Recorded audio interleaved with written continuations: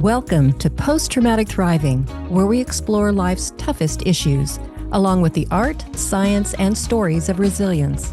Please be advised that our guests share their raw stories of addiction, abuse, crime, and tragedy, along with tips to survive and thrive. And now, here are our hosts, Dr.RandallBell and Tanya Brown.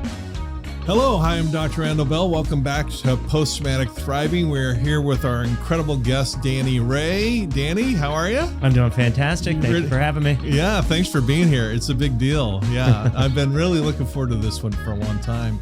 Danny is the author of this book, No, I Can't Make Your Wife Disappear.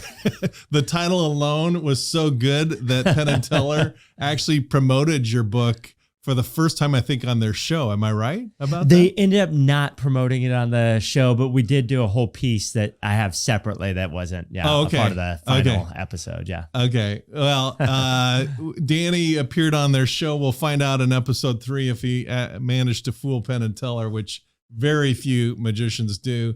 Danny's got a huge career. Met Danny at the Magic Castle, where I've been a member since before pretty much anyone watching was born. But anyway, so to recap the episode 1, Danny, you were growing up near San Diego, California, and you had a tough childhood. You had some medical issues and speech issues with excess protein, if I remember right. Your dad very sadly left the family early, and he meets, from what I don't mean to sound judgmental, but some serious mistakes, leaving the family, gambling, conning people out of money, ended up in prison, which for anybody would be tough. But as a little kid looking up to your dad, that's really tough. Yeah. And then you had some, child abuse, sexual abuse as a kid for some years that went on. And so you had what we call layered trauma. Even though we see your success today, we see on TV, we see on the stage, there's some raw, tough trauma that you survived. And this whole podcast is about teaching people the life skills that when trauma hits inevitably all of us, we know how to handle it with some class and dignity rather than letting it just wreck us. Yeah. I don't say that to be judgmental of people that are defeated by their trauma, because I haven't been through what they've been through. Maybe I'd be defeated too. But nonetheless, I think our odds are better if we learn these life skills, and we learn them really through the stories of people that are willing to share their stories rather than just, trying to paint the perfect picture for the world and really talk about this junk, because it is garbage and it has to be kind of dealt with. So, so let's start with, kind of when you're turning 18, and that sounds like a kind of a pivotal year. Why don't you, it's your story. Why don't you kind of tell us what's kind of going through your life at that point in time? Yeah. So 18 years old, I would head off to college, and I was the first one in my family to kind of, my brother and sister were still living at home. My brother was married at that point, but they were living in one of the rooms in my parents' house. And so I head off to the University of Redlands, and, it was a sad day, it was harder than I thought to, just leave home. And so, but you quickly kind of get adjusted. They have freshman week, and you're connecting with other students that are either in similar situations. And so that was the beginning of like that 18-year-old Danny trying to figure out who he's going to be. And there were a lot of parties and stuff going on that first couple weeks. And I remember talking to other people that, had, to my knowledge, been followers of Christ, been Christians that end up in the party scene. And I watched that going like, I don't want to go down that road. And I watched the effects of that for 4 years of people that, abandoned their faith for whatever other reasons they had, where I was just in my head, I'm like, okay, I need to avoid those things. And so that same week, I would also meet my wife to be, and we met. There was a class. This is hilarious to me because she still checks my English to this day. If I'm sending out an important email, I'm like, hey, babe, can you check this out? But we're in English class and the teacher walks in and says, hey, if you want to test out, I'm like, yeah, I'll test out. Like, I don't know what I was thinking. Like, not the worst decision I've ever made, but I should never have tested out. But I tested out. And in her head, she's like, oh, I would never pass. In my head, I'm like, I don't care whether I pass or not. Like, if you have the possibility, why not try it? So I tried it. I got out of that class. So I had another class with her, thankfully. And afterwards, I say she came running up to me, but because I have a pretty fast walk. She's pretty slow. I want to get her side of the story, but go ahead.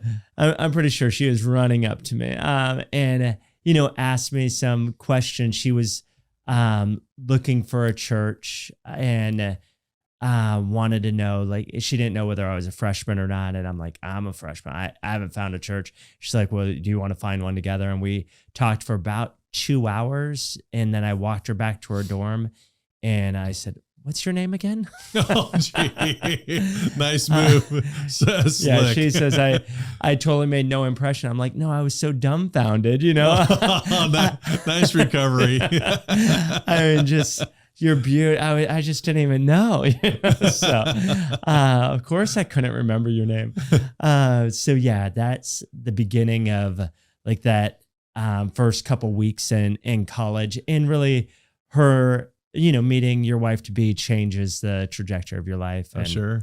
So, yeah, a couple months later, I would be down in San Diego. And one of the great things moms do, I'm sure there's somebody that's had their mom do this. Hey, go do a trick for that guy over there. That, or, whatever it is, a musical instrument. Here, play for your uncle. Here, do the, I'm like, no, Mom, I'm good. And she's like, but you get drawn into those things. And so this guy is on a horse and carriage somewhere in downtown San Diego, and he's with, some woman, I don't know, but I go up when they get out and I do a magic trick for him and whoever he was with. And I find out he's this world-renowned magician, and he says he's going on tour to Vegas, then over to Seattle, New York, and then Europe. Do I want to go on tour with him?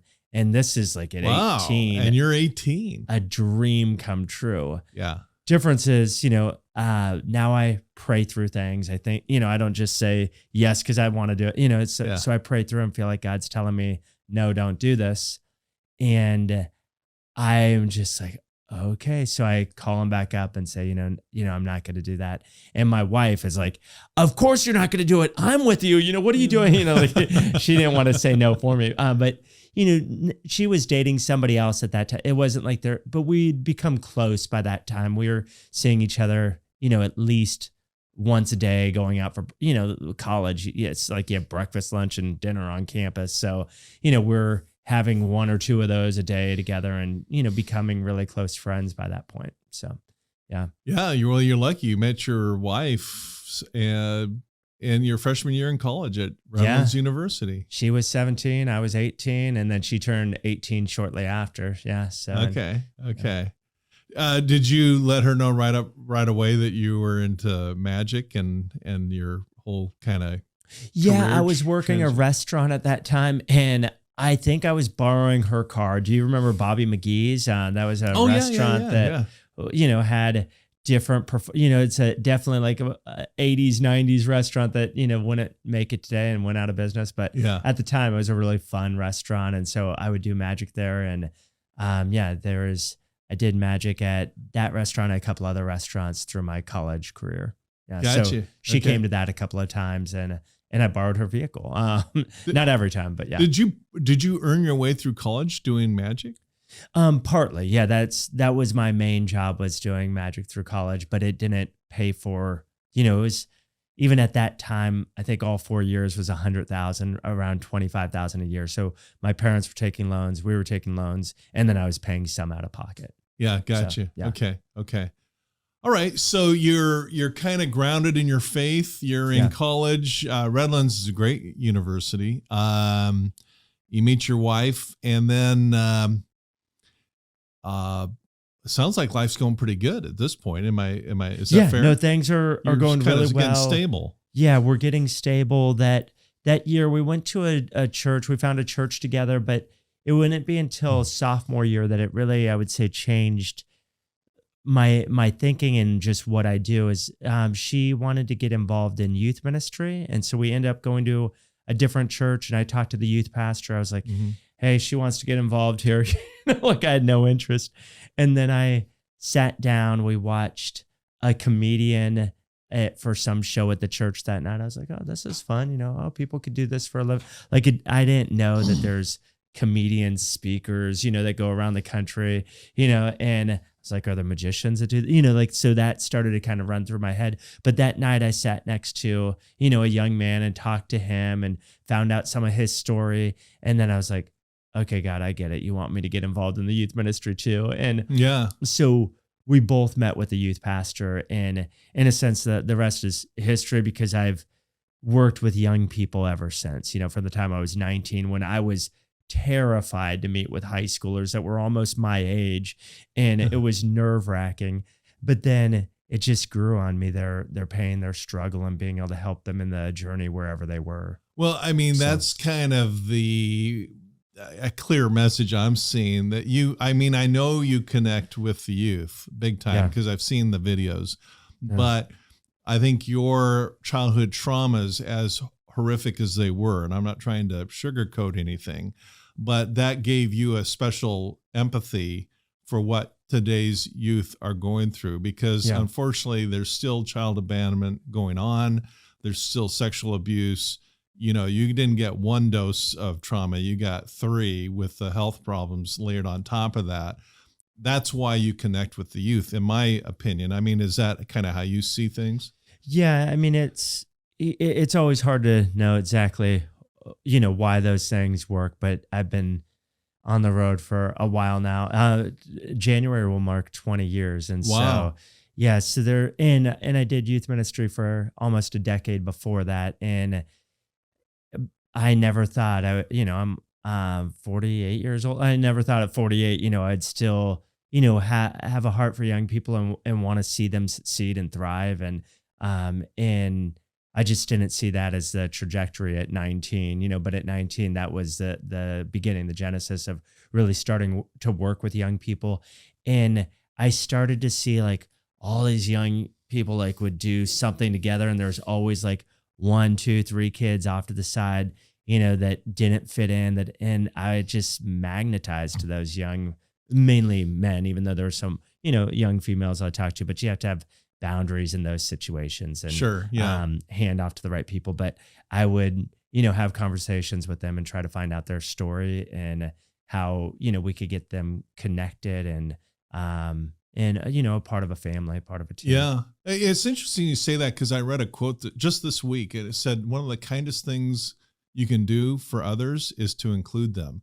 And it sounds like, in your talking about that, you kind of noticed the people that don't feel included, by being off kind of in the peripheral side of things, and you reach out specifically to them. Yeah. That's very cool.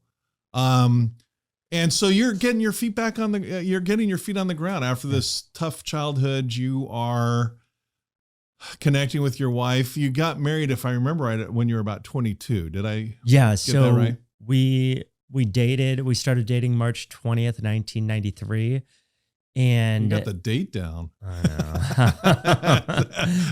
How corny is that? I know. It's bad. If you saw the amount of love letters I wrote to her, we're talking, this isn't an exaggeration, thousands of letters I wrote. I have both of hers, but I wrote. And she would attest to that. It was so bad that the entire post office, they knew who I was, and they would, when she would get there, they would be like, he wrote again. And I would have drawings and stuff on. Anyways, it was bad. So March 20th, we went on our first date and in some ways we started to be interested. She broke up with her boyfriend, which was, it was a loose relationship at best. They met on a cruise during the summer, and I think they saw each other twice after that, but at 17, 18 years old, it's, you have all those feelings, and it's more in your head than reality. You're not seeing him. She was spending every day with me, and that guy knew more about me. We know him now, and we talk, it's not a bit, well, he missed the best thing in his life, but no, he's married happily with, I think 2 or 3 kids. But February, we went to a dance together, the black and white dance or not together. We danced together. So we went separately, but we had a dance. And I think we both agree at that point, we knew like there were definitely feelings there that were beyond friendship. And then, in March, we officially started dating. And then that summer she would go back home, and things that you don't realize hurt your parents, or I'll say hurt my mom. I don't know. My dad was hurt, but I never went back home again. Like my mom didn't realize like that would be the last time I would be home, but when I went off to college, I got a job, I started working. And so I had another job that I was working during the summer. Incidentally, that's where I had my first cup of coffee too. How old were you? I was 19 years old. Wow. And I was doing maintenance and, sanding down doors, mowing lawns, for this, not just a preschool, like a preschool, elementary, in daycare, but the 3 guys that worked with me, they were all retired. And so we worked for 4 hours at 10 o'clock, 6 a.m. to 10 a.m. They took, no joke, a 2 to 3 hour break every day that summer. And the question wasn't, do you want coffee? Or it wasn't like, do you drink coffee? They just slammed a cup in front of me. Like, do you want cream and sugar in that? I was like, Lots of it. Yeah. And then I was like, well, I could get used to 2 to 3 hours. And these were the guys who signed my check. One of them was the guy who signed my check. So it wasn't like, I'm like, oh, I'm, ditching the boss, like I'm with the boss. There you go. And so those were great moments. But those men poured a lot into me that summer of just, what it means to live out your faith. And so it was good. That's very cool. So you're meeting your wife, dating, you're in a good college. What, by the way, what'd you major in? Communicative disorders. So speech pathology. Oh, and that goes back to the struggles you had when you were a child. Yeah. I didn't know I was going to major in that. I was trying to figure it out. And somebody told me they just failed a class. It was the toughest class they ever had, but the best teacher they ever had. I was like, I'm going to try that class. And I aced it. And I thought, well, there's my major. And so, so that was how that journey started down that path. Did that course of child or college training, did that help with your connection with being a youth pastor later on? Yeah, all junior hires have communicative disorders. It's kind of true. There's some truth to that. I love working with junior hires. I think like any training you do in anything, the discipline it takes to train, there's parallels in that, but not necessarily one-to-one of how that degree would help me with what I ended up doing. Yeah. Cool. Okay. So we're up to, let's get to you got married at 22. Yeah. So I asked my wife to marry me December 30th. Oh, gee. 1993. You're so that one same of those year. guys. I can't even remember my own birthday. 4/21 to be exact. True. But when I asked her dad, he said no. I didn't know that was a possibility. He's like, wow, this will be a mistake. You won't last 6 months. And really? And then I asked her anyhow. So that started a rocky relationship that way. But does he know who he's dealing with here? Yeah. At that time, though, it was, you're still developing who you are. And so I was figuring it out at that time. Well, if you don't mind me asking, what were his objections? We were talking about Danny Ray. So we laugh about it now because I'm close with him now. But, at that time, she came from a wealthier family. They would not say they're wealthy. I'm like, well, somebody's got money around here. But from a wealthier family where, not that I grew up in the hood by any means, but it was, middle class. We joke about it now. I'm like, I was on the other side. We couldn't afford that, but so I think he genuinely thought somebody would come in and say, I have a great job. I have a great place for your daughter, all those type of things. And I had no job, I'm working my way through college, but when we got married, it wasn't like we were stepping into like, hey, we have a place to live and a job. I knew at that point I was, where we were going to go to school, that we had a place to live there for 3 months.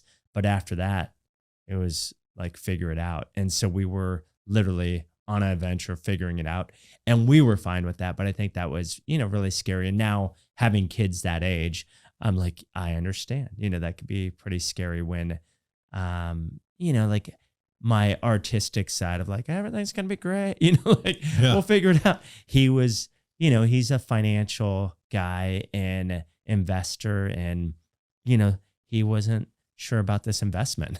Well, wait, at this point in your life, had you made a decision to make a career out of magic?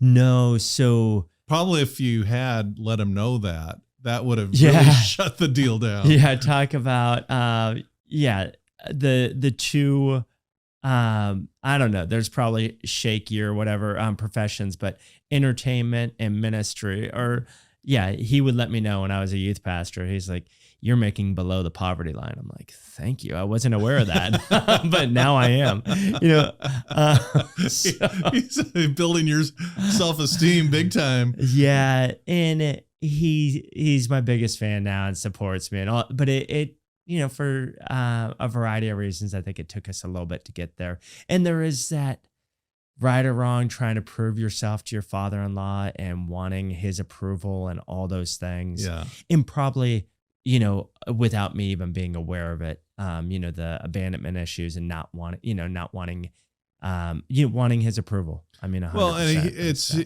his daughter. I have a daughter. I happen to also have a great son-in-law, but as a dad, you got this keen eye that, you better And my son-in-law comes from a good family. He's a solid guy, but that's every dad's fear of, is my daughter going to grow up and marry a magician? or a musician. So no, I'm just kind of kidding around, but I have a nephew in my family, and he was thinking about being, majoring in music. That was his passion. And his dad, who's an attorney, kind of guy, is like, no. And I had to point out that the music industry makes more than the pharmaceutical industry. So, there's these kind of interesting discussions in that phase of life of what's a solid career. And, I think that a lot of magicians don't make it very well financially. They're just perpetually broke. You've done far, far better than a lot of what I'm sure your colleagues have done. But it sounds like you navigated through the whole thing pretty successfully. Yeah, it took I think like anything, it took a bit for us to find our feet that way. This was our graduating. We graduated one weekend, got married the next weekend, and moved to Colorado about 2 weeks after that. Wow. So, what? Wait. Yeah.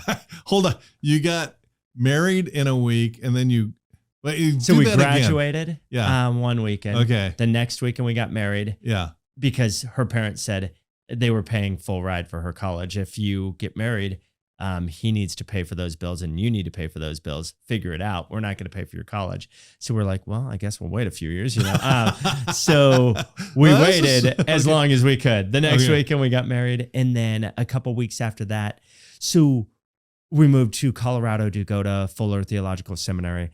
So around January, February, I started to wrestle through, am I going to pursue a career in communicative disorders? And for that particular career, you have to get your master's to be a licensed and to not be under supervision. And so that was the next logical step. And then I was also really interested in youth ministry. I'd been involved in it for 3 years now and was the intern at my church and really wrestling between those two. And so I applied at, both, but really felt like God's leading me into ministry. And so I got accepted, and they had a program that you could do in Colorado Springs. And so that's where, and they had dorms you could live in. There was a class that I would take for 3 months and live on. It wasn't really campus. It was dorms.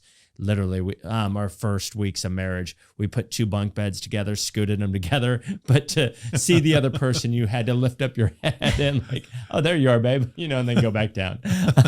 So, yeah, that's the beginning. So you're living in Colorado Springs. How long was theological school in Colorado Springs? So I ended up signing up when at 22 years old. I was like, a master's is a master's. Like, I don't care. Like, let me get through as quickly as I can. And so I had signed up for a master's of arts in theology and ended up getting that degree. But about 18 months into that, I'm like, I am going to know nothing when I get out. I'm going to do the Master of Divinity, which essentially is you're taking classes in Hebrew and in Greek. And then you're also doing your studies, exegetical studies in those languages. So taking a book in Hebrew and translating it, working your way through, and same thing with a book in Greek and working through that. I didn't know. Did you end up with getting your master's then from Fuller? Fuller? So I did my Master's of Divinity from Fuller. Yeah. That's impressive. That's very cool. So at this point you have 2 college degrees, and you're kind of laying a nice solid foundation. Yeah. Yeah. Okay. So, I mean, this phase, the survive stage, is you've been through this trauma and now you're getting your feet firmly planted on the ground. And it sounds like you're just doing exactly that. You're getting your degree from, Redlands, you're getting married to a wonderful woman, and you are winning over her dad somehow gradually. Gradually. Yeah, I get that. And then going off to Colorado, and then you're expanding on laying the foundation for your passion with youth ministries. Yeah. Then what? So that final year to get your Master's of Divinity at that time, it wasn't, today online courses are really popular. At that time I was taking books on tape but they would punish you if you took a class on tape. Like, they would make you read more, like it was like, you're going to have more to do because we want you to be in the classroom. Don't do it this way,? And so I took one class like that. I'm like, no, thank you. Like, it wasn't double the work, but it was quite a bit more on papers. And so, but to finish up, you had to finish up in Pasadena. So we were offered a position at the church I was previously at, called Ukaipa Christian Church. It no longer exists. It's called Active Church now. But so we took a position there, and I was the junior high youth pastor part-time while I finished up school. And then when I finished, they offered me the position full-time. And so I did that I graduated in 99. So I did that full-time from 99 to 2003. Great. I mean, a lot of people go through these horrific child traumas like we talked about in the last episode. And if you missed that episode, I recommend you go back, because to talk about how your your life is, the direction it's going at this point in your life is very impressive. I guess the point I'm trying to make is that a lot of people coming out of trauma take a lot longer and struggle a lot longer. You seem to be bouncing back. The word is resilience. Your resilience is very strong and surprisingly quick, given the trauma you went through with your dad being in prison and being a gambling addicted kind of con artist, and the sexual abuse of your childhood and the health struggles you had as a kid. You're bouncing back quick. So my question is, what do you kind of attribute that to? Yeah, definitely my faith, is the significant change that happened at 17 years old. And we've talked a little bit about that, but it's not not that anybody's life, oh, now everything's perfect, but there's still like moments of like significant things that happen that change. So my my sister, on the day I asked my wife to or the day I would ask my wife to marry me, I get a call from her saying, come pick me up at this party, and it's 2:00 in the morning. I'm like, Maureen, no, like I'm asking, Kim to marry me in the tomorrow. It's not happening. And she's like, okay, I'm just gonna call Dad. I'm like, don't call Dad, figure it out.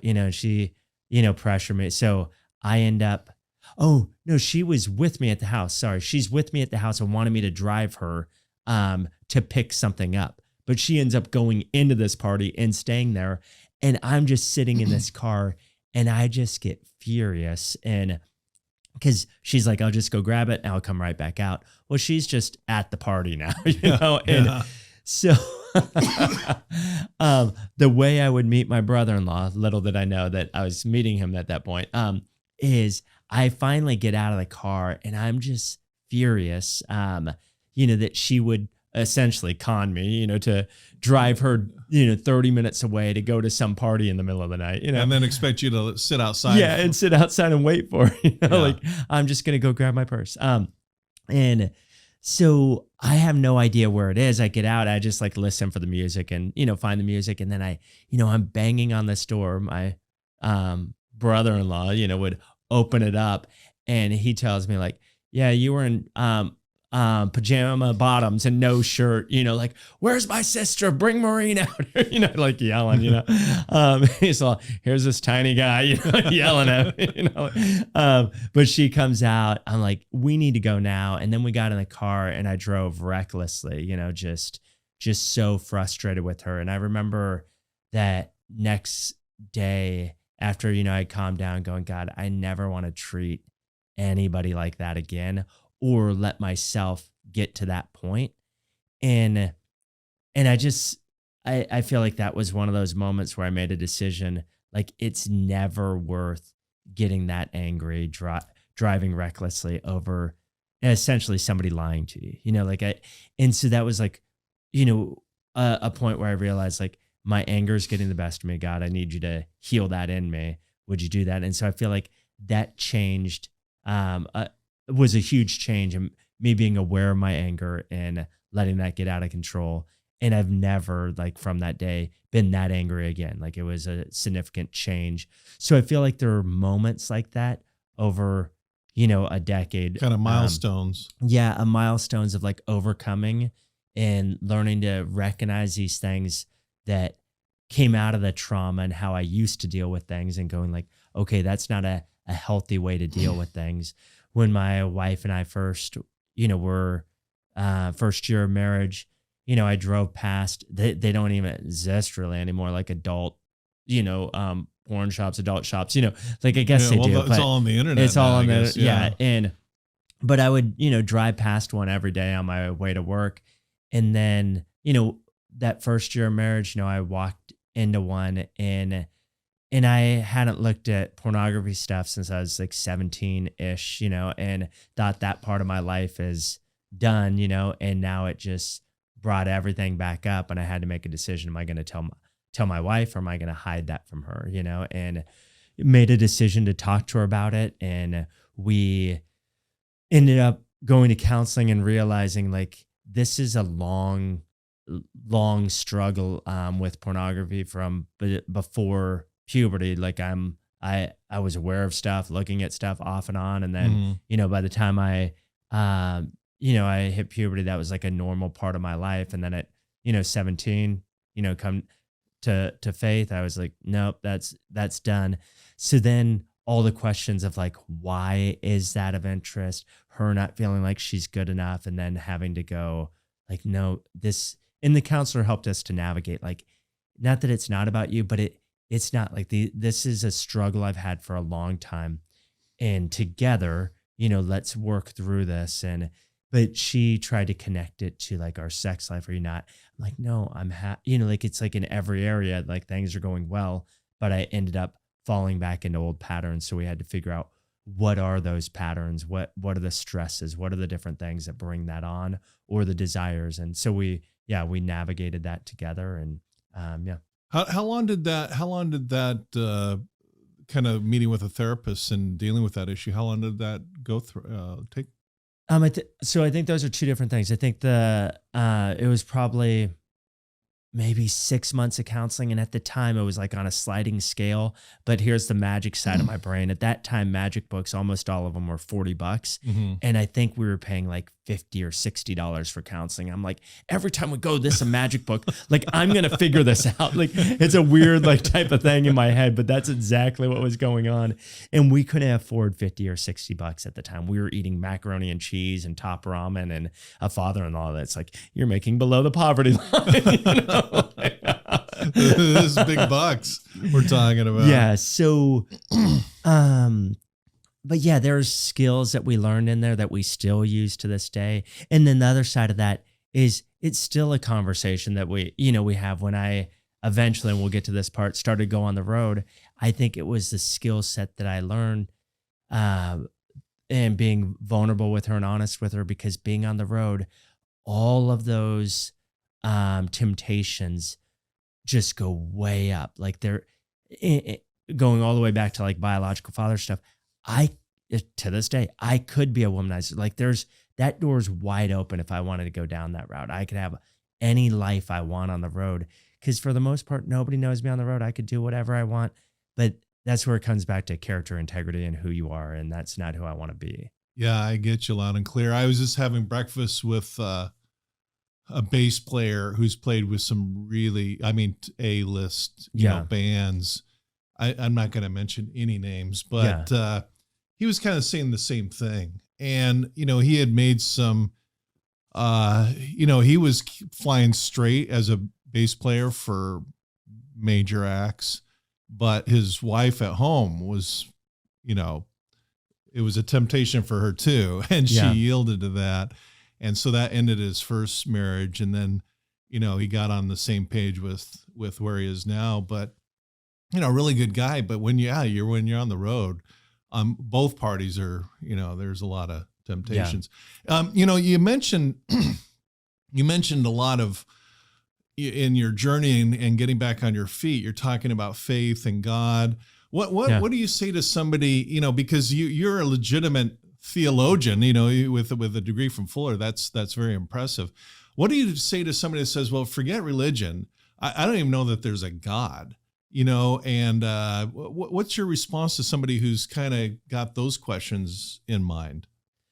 I think like you're doing now is, to me, that becomes not the least interesting question as much as like, what's your story? Like, I want to know who you are, what you're about, what do you believe? How did you come to those conclusions?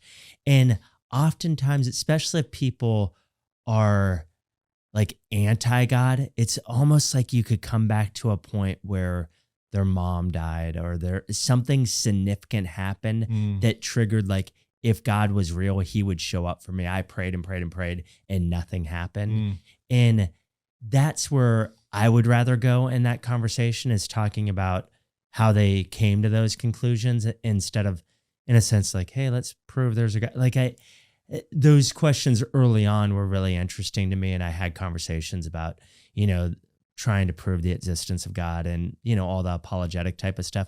But I find now I want to know their story and what they believe and how they came to those conclusions, and why and how that impacts their life, and all those type of questions. So usually I'll avoid that question, to be honest, and come back to it if it's really their question of like, so I feel like a lot of times people try to tear apart somebody's faith and, tear apart their worldview. And I don't want to say like I'm done defending the faith, because I think that's part of it, but usually there's something deeper going on there, and I'd rather get to that and then come back to that when it's not an attack. It's just a part of the natural conversation. So I don't know if you realize just what a brilliant answer that was. I had never heard it from that perspective. Because my inclination is to get into ex nihilo, nothing to something, and abiogenesis. How do you explain the DNA chains that are 8 feet long and have more storage capacity than any thumb drive you'll ever find? And these kind of scientific, then you get into quantum mechanics and quantum entanglement, blah blah blah blah blah. And I think your direction is more compelling. So I did that early on. So my mom and I have very different views about the world, and she was in our apartment in Colorado, and our apartment was like at ground level. You barely have a view of the grass, like, oh, that's beautiful grass right there. Like that was our view.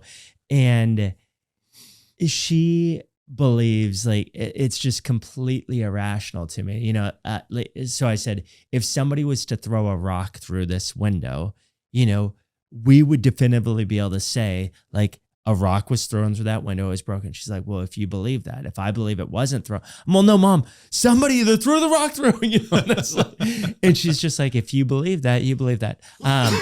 Yeah. And I mean, to give you an idea of the difference between my mom and my dad is my dad and my son Spencer, they share puzzles together all the time. And one of the puzzles was like trying to divide up red and black or black and white marbles. Yeah. And they're working on it for hours on how you would divide these blindfolded without being able to see.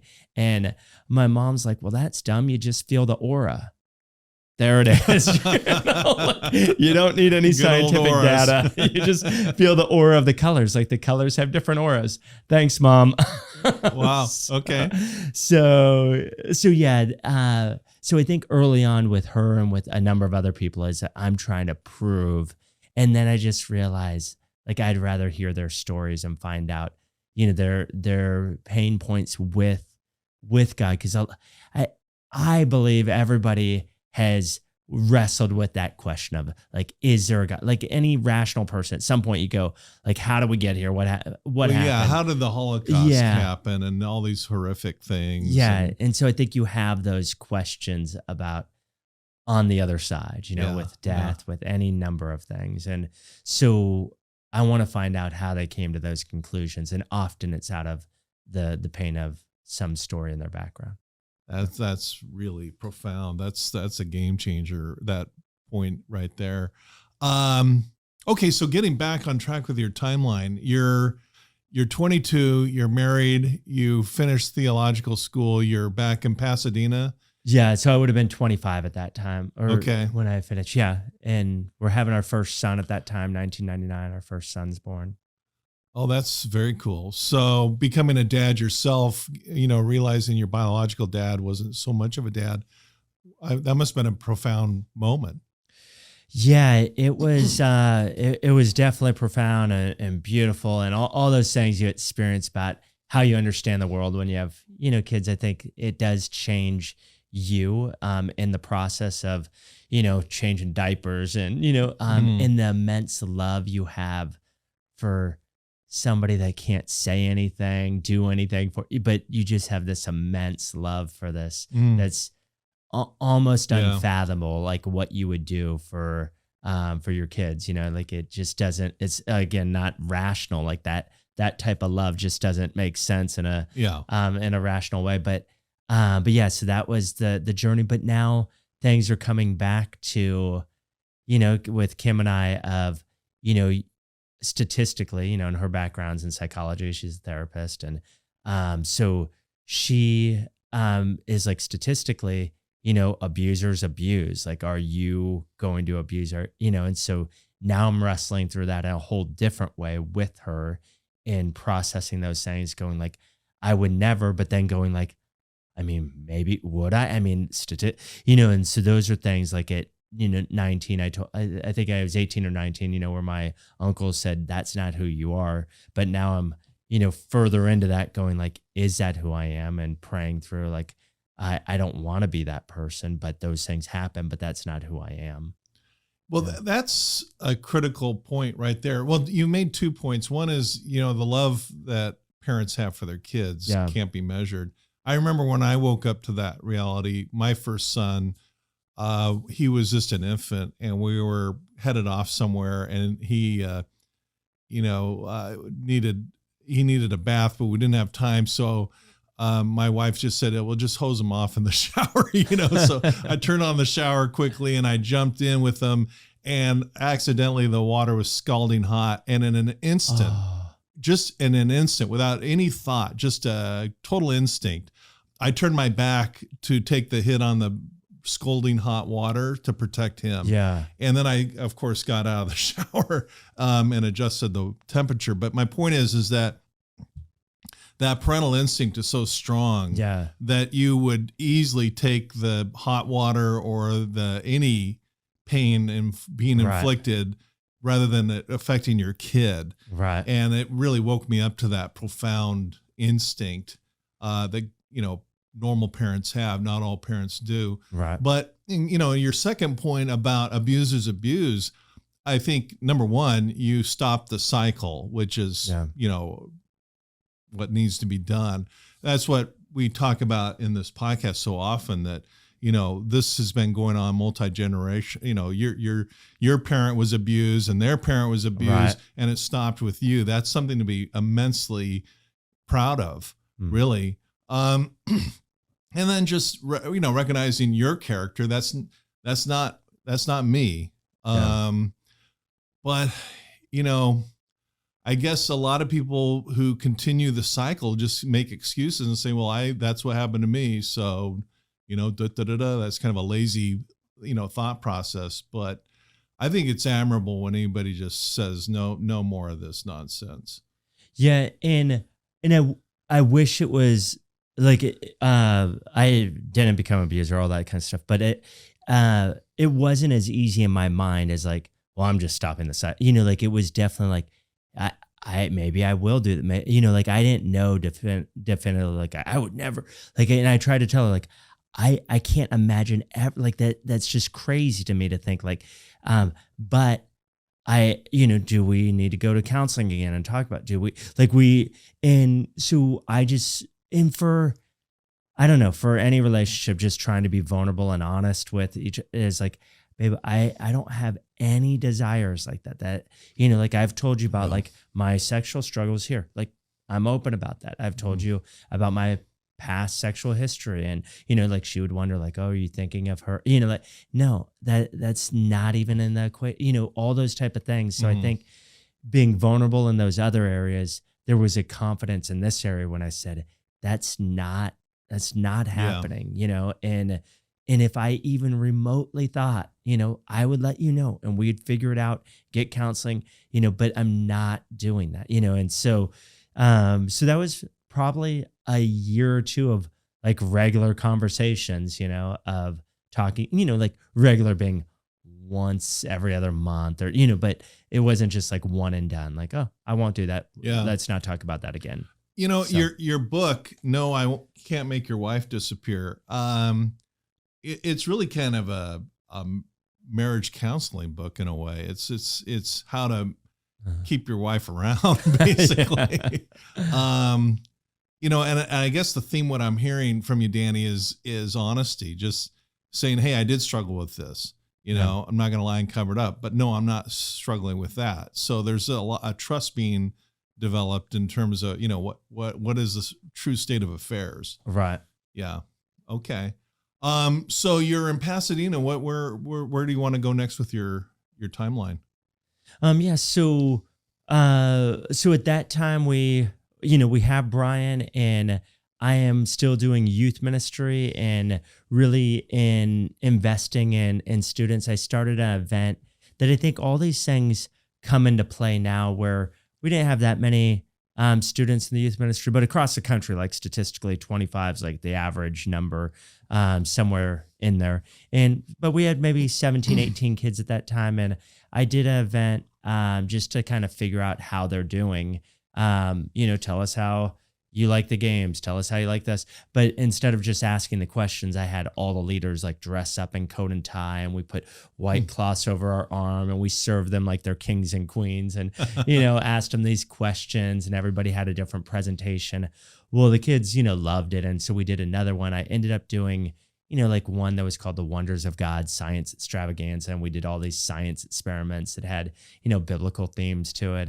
But by the end, we had helicopters and motorcycles, and we couldn't even hold it at the church anymore. It was like 1,500 people that were coming to it. Wow. And we had 25-ish churches involved. And that's where I was kind of learning like the creative side of my mind, of just the way I've been designed is not thinking inside that box. Even though I have been locked underwater numerous times for Houdini type escapes, and you have to think inside the box, and been buried alive, and the hangman's noose, hung, all those type of things, But in this situation, like typically trying to think outside of the box and going like, what are the things that haven't been done in an area. And I think that's one of the things with the sleight of hand that I was coming to the conclusion of, like, what can I do that's different and, feels different in my relationship with my wife? What can we do that's different in the youth ministry? What can I do that's different that doesn't just fit and check the boxes, which makes some people happy and others, not, like the elders, they kind of wanted things to be simple. And I think as I've talked to different CEOs and different, when you start to change things up, people, the crowd gets upset. They want things to be the way they are. If they want change, they don't necessarily want to go through the change with you, and but they were supportive, but still a little skeptical of like, how are you going to pull these things off? And I still wonder to this day, like, how did we pull some of these things off? But so you're bringing a new game to the church in terms of a new way to connect with the youth, and some of the old guard are kind of, wondering, is this going to work or not, basically. When you come to the, what would that be? Like the men's group, and you're like, I need a catapult built. Can anybody do that? And so there's a guy who built a catapult, a 20-foot catapult in his front yard because he couldn't fit anywhere else, but it developed some great conversations. His neighbors pulled over like, what are you doing? What's going on? The youth pastor, he needs a catapult. That's great. And we ended up talking about like the distraction, and this would have been in the early 2000s, and with the dawn of the iPhone, and it was at 2007. Don't quote me on that, but I mean, that changed everything in terms of our distractions today. But at that time, brought a TV and we catapulted it across the church parking lot. It's an illustration to talk about distractions. That's great. Well, I'm going to ask you now a kind of a tough question. It sounds like you've over the years connected with good, healthy organizations, and, Fuller and the churches you've associated with are been really very instrumental in your resilience. And that's really kind of that message is really kind of coming out strongly. But what do you say to those who say, I mean, like there's a documentary out right now. I just watched it. It was pretty disturbing. God Forbid, with Jerry Falwell's son on the East Coast. I haven't seen it, but it's a tough thing to watch because this guy's, and his wife are up to some pretty crazy stuff sexually. And then, some of these big names, Jim Bakker and the rest. Yeah. And then just down the street in Newport Beach was a church that, you lost track of how many mansions they were buying. So people that kind of rise up and then kind of abuse their position and the money that is abused. That's kind of tough. And there's a book that just came out. I haven't read it yet. It's called Nonvert. It's about how a lot of people want to hold on to spirituality, but organized religion is having problems. As somebody who's seen the positive side of your church and spirituality and theology, how do you kind of reconcile, or do you reconcile, or what do you kind of figure all that stuff out? Well, that's a big question. That's a big question. I would say, like, lots of thoughts pop into my head. Is one, there's nothing new under the sun, right? You have David, King David in the scriptures that he has a pixelated life. On one hand, he's cutting off the head of Goliath and, champion. And, and then on the other hand, he sleeps with Bathsheba, his neighbor's wife, and then has the husband killed on the battlefield, and does that negate his ability to A, love God, B, to do ministry? It did for a season, and he had to deal with the consequences of that. But I think that's the reality of, I think sometimes we begin to idolize organizations or people. And I think that's a dangerous thing to do. And with this idea of like organized religion is everything gets organized with time. A new gym that pops up and, we've got this new thing and everybody's excited about it. Come 10 years later, it's going to be organized and it's not going to be, the same way it was when it was starting out. Yeah. Entrepreneurs experience that all the time. Any, young organization, you're trying to navigate it. Everybody's just on their toes figuring it out. But then with time comes organization. So the idea of like, well, I don't believe in organized religion. It's like everything gets organized. It's not a bad, it's kind of a human condition. Yeah. And it's from the beginning, like and I realize there's people that listen that have different views on creation, all that kind of stuff. But from, the Judeo-Christian point of view, of the 7 days of creation is you have an organized God that's organizing the world around and the universe around him. And then eventually the garden and, the plants, everything is organized. And so this idea of, organized religion sounds like a negative thing, but it's just a time thing. And that's for any organization will get organized over time because that's part of our DNA is we want to line things up and get things right. But there's also problems with that. And I think a lot of people with the churches, like there's so many bad things that take anything bad, it always makes news. Somebody gets shot in the street tonight.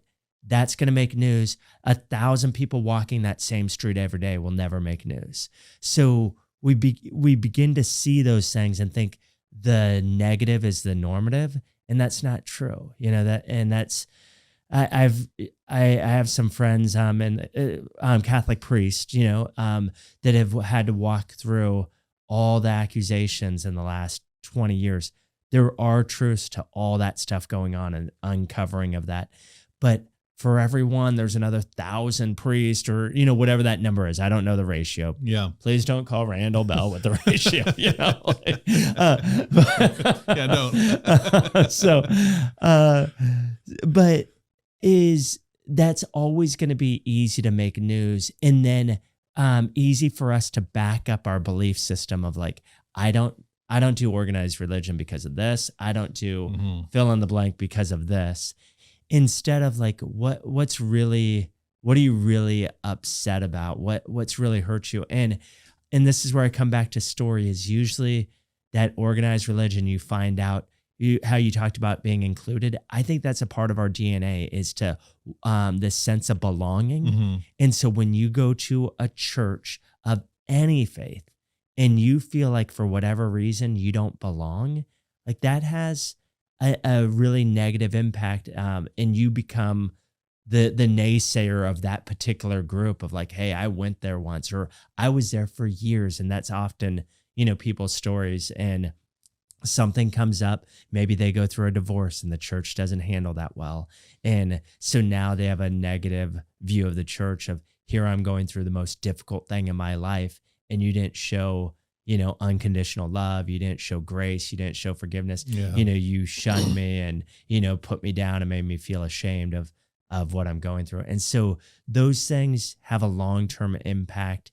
And this is what I would tell my kids. They didn't, as they were navigating their own faith and all that kind of stuff is it's not about going to any church. It's about a community. And if you can find 3, 4, 5, 10 people that are a part of your community that are, praying together, getting into God's word together, like that's a great thing. And you'll thrive in that situation. Mm-hmm. But saying you have to go to this church. And I think sometimes from like a parental standpoint, it's like, I'm going to force my kids to go to church. I've been involved in youth ministry for way too long, for 30 some years. And it just fails every time. Is because I get to watch 20 years after that forcing happens and go, that doesn't work. You being dragged to church, but this is where my encouragement is always like, let's go back and look at what Jesus did. Did he drag anybody anywhere? And it's the exact opposite when you go and you see the kindness that he had, the grace that he had, the forgiveness that he had. And when you look at who he got upset with, it's the people that are the religious leaders that are putting laws on top of laws on top of laws so they don't break the God's commandment. It's like you've put these burdens on people that nobody needs, and Jesus takes all the laws and says, let's just keep it simple. Love God, love others, and I could give you the full quote of that, but that's essentially what he boils down everything to is like, how are we doing it at loving God and how are you doing it loving others? And oftentimes, they're reflective of each other. If you don't love other people well, you'll probably have a hard time loving God well. And if you love God well, you'll probably love other people well. You brought up so many great points there. Mrs. Leo Fender, I think you know this. We were very close before she passed away. And she lived, Leo Fender lived about 2 streets away from where I grew up in Fullerton, California, the home of Fender guitars.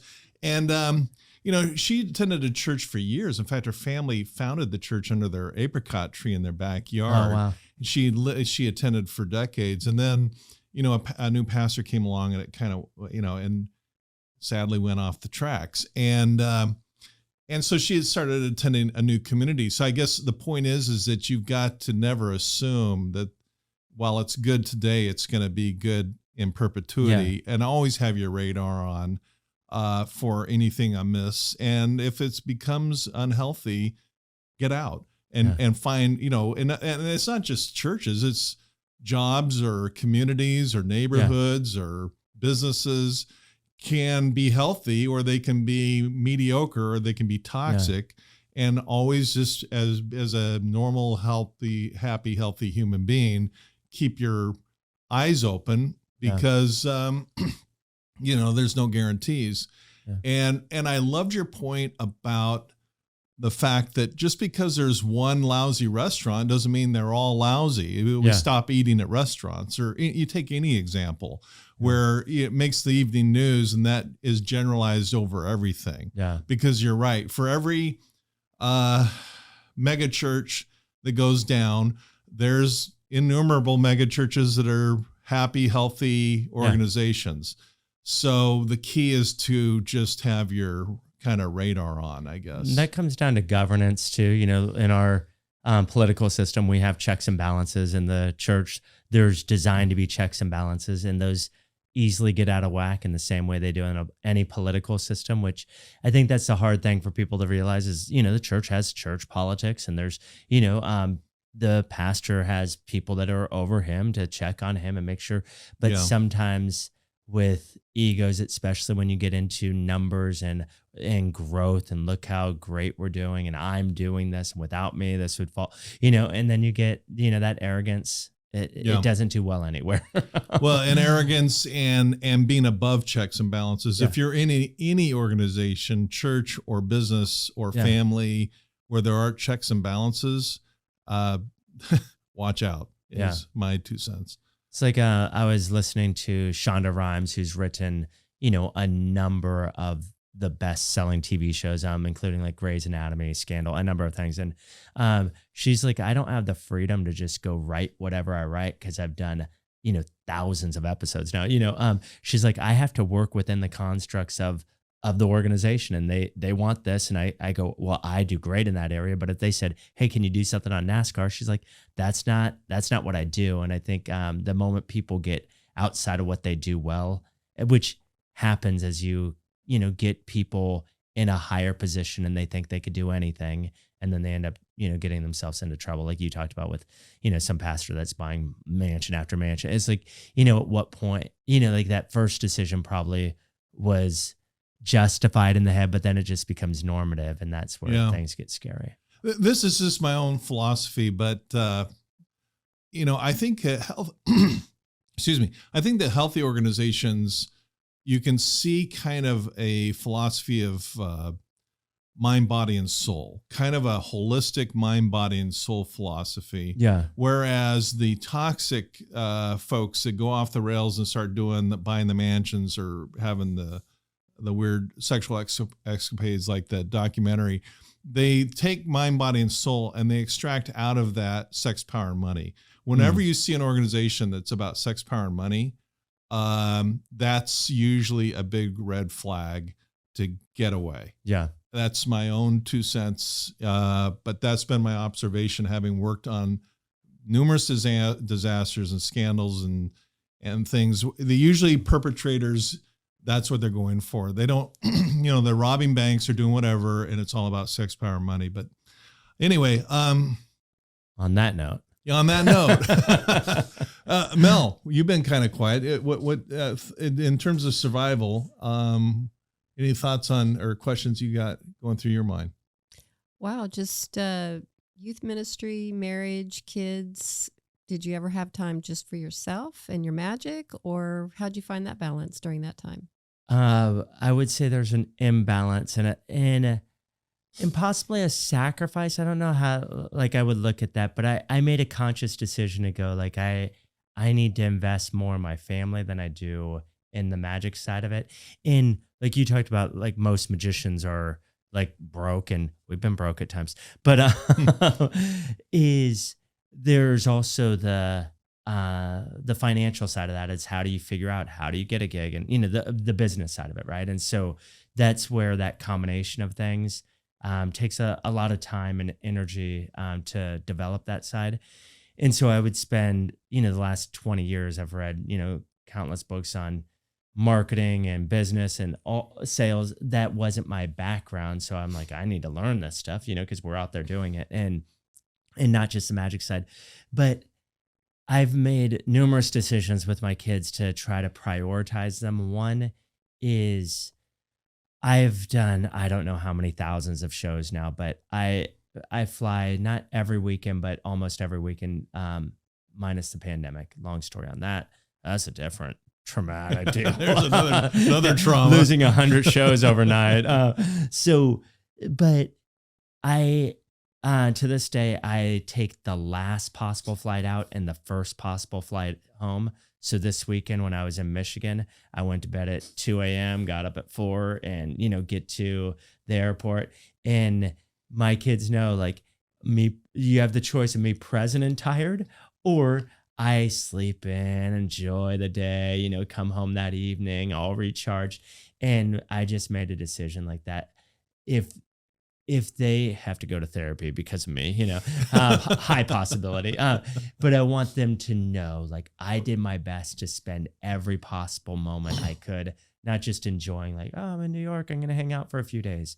And I know plenty of people who do life on the road that, bookend it, pleasure day here, pleasure day. So that's my commitment to my family. And then on the magic side of it, it's kind of a weird thing to say. I think with anything, I know you could be better at it if you spend more time. And I spend a lot of time working on it, but there's also a commitment I have when they're home from school. I'm done for the day. They're older now. We have one that's a senior in high school, but when she's home, I'm home. I'm to the best of my ability, not answering phone calls and emails and practicing and doing all those things that need to get done while they're at school. So I don't know if that helps. No, it does. Just finding the balance, and it's always a juggling act. Yeah, it's definitely a juggling. Setting your priorities. Yeah, and Kim and I talk about it all the time. What do you need this week? Where are the kids at? How can I help out? Because early on, it was definitely, she felt like she was on her own parenting. We started not to fast forward, in 2003, started this ministry business. And so in 2003, we have a 2 and a 4-year-old, and I'm off, on the road, and we didn't know how to transition me back into the family, you know, where she's pulling out her hair and I'm like, hey, guess what I did this weekend? You know, I got a standing ovation. We don't care. Nobody's standing around here for you. Feed that kid. Take the trash out. Yeah, I'm out of here. You know, so yeah, navigating those things early on took some time, and thankfully, we were on the same page, but we had to figure out how do we continue to navigate a new area of, where I'm not coming home every night the way I was in youth ministry for the most part. Obviously, you have trips you do that are overnighters, but it's different than kind of a weekly thing. That's great. I think we've covered a lot of great territory with your survival stage, but I wanted to ask you really two questions. Is there anything else in the survival kind of stage you want to share? And also, second part of my question is, I understand there was a second conversation on that couch that kind of was important. Can you share that as well? Yeah, let me answer those in two different ways. So the story in the first episode where I talk about meeting that magician at 18 years old and, offers to take me around the world. And I'm really excited about that. And so I'm just like, this is dream come true. End up telling him no. Well, fast forward a decade. I'm 28 years old, about to start this full-time traveling ministry job, thing. And how do you describe, like, I'm a magician and I'm a pastor? Like, it's a hard combination to like figure those out. But side note, so 28 years old, I'm at the gym on a we'll just say a machine. That's better. A machine. All right. Stairmaster sounds so like that. But so I'm on this machine and I'm flipping through this magazine. I see this article of this man I'd met 10 years ago. And at this point, we're praying through, like, starting this up. We're, wrestling through, do we have the money? How are we going to make it work? All those things. And so I see in this Time magazine or Newsweek, flipping through, find this article, and he's up for all these fraudulent charges for taking college students around the world. He would use their visas, rack up their visas, and then leave them stranded around the world. Oh my gosh. And 100%, like, had I gone down that path, 99.9, like, that probably would have been me. I would have been like, oh yeah, sure. Like, you want to please, you want that approval, you want that, not realizing, like, he's conning people into traveling on their expenses to pay for his way. Mm-hmm. So that was just like that confirmation from years ago, like, that's not the time that I had. Now's the time that you're going to step into this. And so that's one, like, significant moment in that journey. And then the next part would be we've been on the road for a little bit, but I get a call from my mom and she's like, I need you to come down to the house when you can. And so I come down, my brother and sister. We end up on, I don't know if it's the same couch, but like the same area in the living room at my parents' house, the three of us, on the couch with mom and dad there. And they say, Phil had 2 heart attacks. He wants to see you. And Phil's your biological father. Thank you. Yeah. Phil is my biological father. Mm-hmm. And my mom's like, I did call the doctor and verify, because he's a con artist, right. And if I remember, I'll tell you his final con, which was after the grave. Wow. Okay. No joke. Okay. Wow. Okay. So yeah, there we are. And my mom says, he had 2 heart attacks. What do you want to do? And I think in the next episode, I'll tell you the answers to that. Wow. Okay. Well, there's a tease for you. Yeah. I can't wait for the 3rd episode myself. Okay. I think this has been just an incredible survive episode. Thank you for being here. I would encourage everyone to get this book. No, I Can't Make Your Wife Disappear. Written by master magician and youth pastor Danny Danny Ray, and and we're going to find out in episode 3 if Danny fooled Penn and Teller. So stick around on Post-Traumatic Thriving, where we learn the skills of dive, survive, or thrive. The choice is yours. All right. Thanks for supporting our podcast. Be sure to like, share, and subscribe, and follow us on your favorite social media. For books, merchandise, or to donate, visit CoreIQ.com. Post-Traumatic Thriving is produced by CoreIQ, a nonprofit with a mission to teach the life skills we all need but are not taught in school. CoreIQ and the Post-Traumatic Thriving podcast are for informational purposes only and do not provide medical or mental health advice. Always consult with your licensed medical and mental health care providers.